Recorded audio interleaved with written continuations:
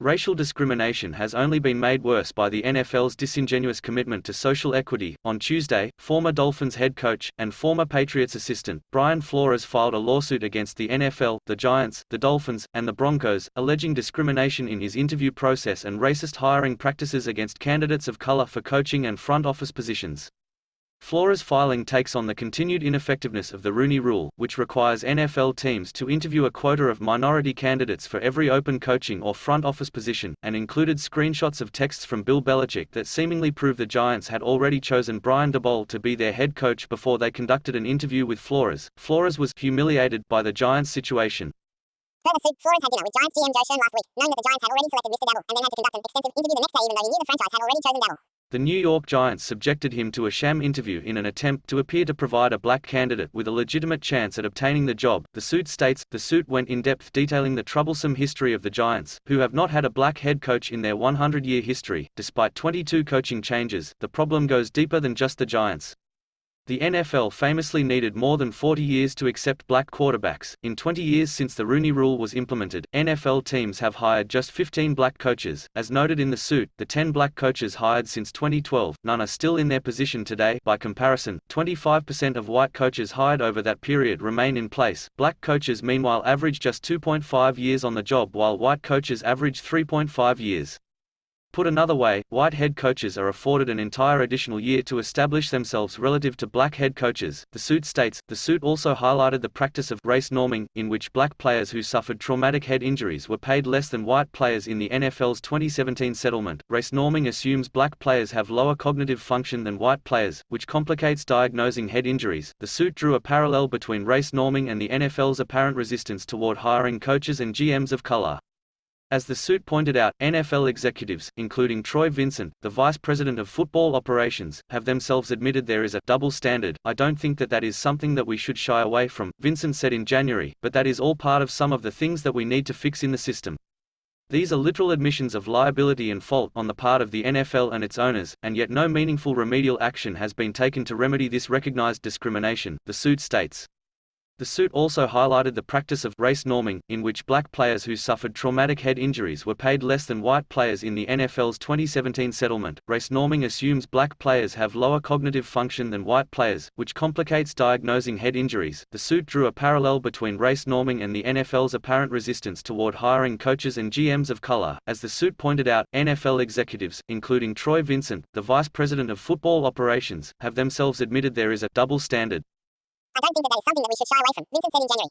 But that is all part of some of the things that we need to fix in the system. These are literal admissions of liability and fault on the part of the NFL and its owners, and yet no meaningful remedial action has been taken to remedy this recognized discrimination. The suit states, Flores wants the NFL to be more accountable. So what exactly is Flores looking for? The suit calls for several things: more influence from black individuals in hiring and firing processes, spurred in part by committing to source potential black investors to become stakeholders in the teams, more objectivity, including written rationale for hiring and firing decisions, as well as side-by-side criteria for candidates. More black coordinators, facilitated in part by a training program for promising lower-level black coaches created and funded by the NFL. Flores started with the Patriots in a similar role, pay transparency. And, perhaps most ambitious, incentivized hiring and retention of black candidates through monetary or draft compensation, as well as additional cap space. Stephen Ross tried to get Flores to lose on purpose, and recruit Tom Brady. The suit alleges that Dolphins owner Stephen Ross offered Flores $100,000 for every game the team lost during the 2019 season, presumably hoping for an opportunity to draft Joe Burrow, the consensus number 1 pick that year. Later, the suit says Dolphins GM Chris Grier told Flores that Ross was angry Flores helped them win so many games. Miami finished with 5 wins and ultimately drafted Tua Tagovailoa. Meanwhile, the suit alleges that after the 2019 season, Ross asked Flores to recruit a prominent quarterback, which would have violated tampering rules.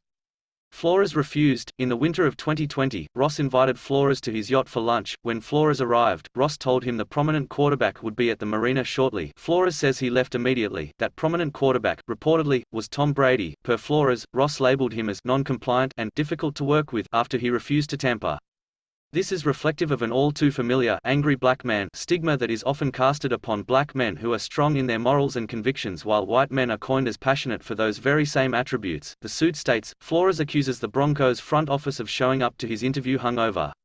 Flores said the Giants weren't the only team who tried to fulfill their Rooney Rule requirements by interviewing him. In 2019, Flores was interviewed by the Broncos for an open head coaching position. The suit says then GM John Elway and CEO Joe Ellis, among others, showed up over an hour late and it was obvious they had been drinking heavily the night before.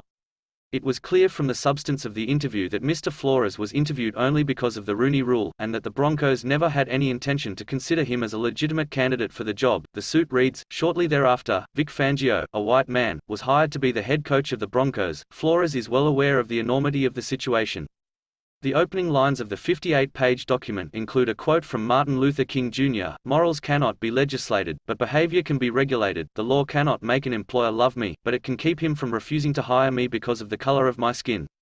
In the preliminary statement, Flores and his legal team acknowledge the start of Black History Month and thank black leaders like King, Harriet Tubman, Jackie Robinson, and Frederick Douglass, noting that there is still so much more to be done. The suit then draws a powerful comparison between the NFL and a plantation. While players are well paid, the suit points out that there are no black owners in the NFL and that players sacrifice their mental and physical health while owners rake in profits. The owners watch the games from atop NFL stadiums in their luxury boxes while their majority black workforce put their bodies on the line every Sunday, taking vicious hits and suffering debilitating injuries to their bodies and their brains while the NFL and its owners reap billions of dollars. The suit reads, the suit certainly doesn't mince words. Midway through, the writers outline how Colin Kaepernick was shunned from the NFL.